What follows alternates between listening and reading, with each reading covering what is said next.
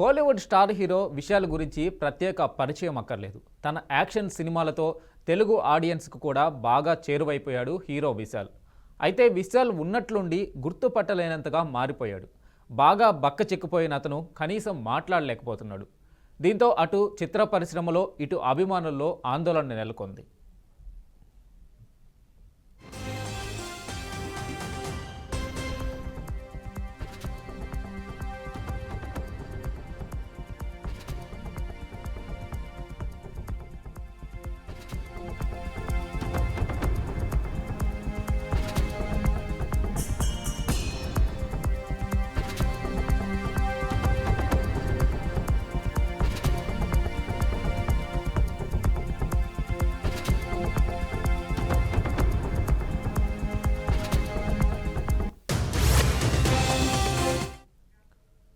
దీనితో పాటు హీరో విశాల్ ఆరోగ్యం గురించి సోషల్ మీడియాలో వార్తలు చక్కర్లు కొడుతున్నాయి.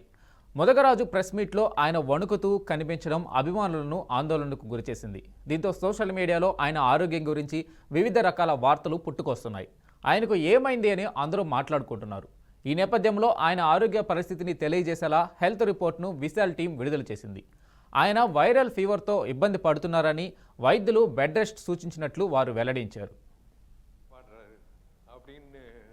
சொன்னாங்க ஆடவே கூடாது வாழ்க்கையில் அப்படின்னு சொல்லும் போது நான் டோர் ஓப்பன் பண்ணி பாருறேன், இவர் தான் பாடுறாரு அப்படின்னு சொன்னாங்க. ஆடவே கூடாது வாழ்க்கையில் அப்படின்னு சொல்லும் போது நான் டோர் ஓப்பன் பண்ணி பாருறேன், இவர் தான் பாடுறாரு அப்படின்னு சொன்னாங்க. ஆடவே கூடாது வாழ்க்கையில்.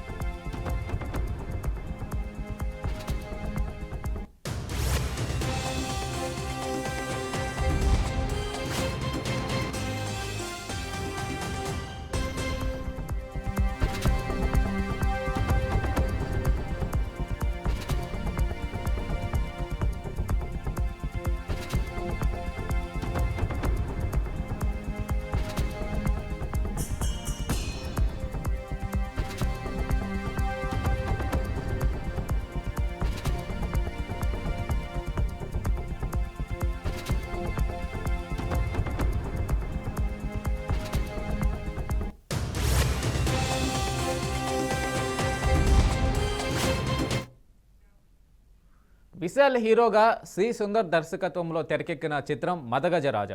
అంజలి, వరలక్ష్మి, శరత్ కుమార్ కథానాయకులుగా నటించారు. దాదాపు 12 ఏళ్ల తర్వాత ఈ సినిమా విడుదలవుతుంది. సంక్రాంతి కానుకగా జనవరి 12న విడుదల కానుంది.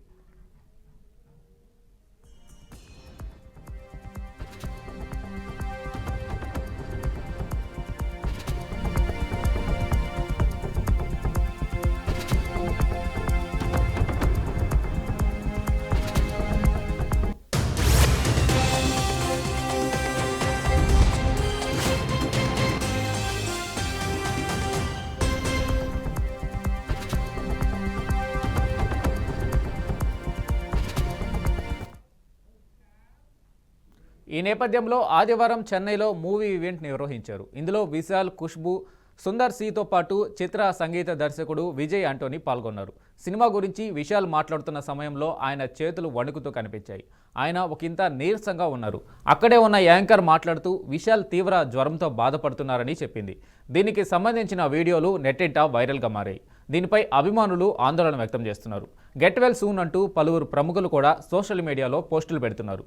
పందెంకోడి, పొగరు, భరణి, పూజ, అభిమన్యుడు, డిటెక్టివ్, మార్క్ యాంటోనీ తదితర సూపర్ హిట్ సినిమాలతో తెలుగు ప్రేక్షకులకు హీరో విశాల్ దగ్గరయ్యారు.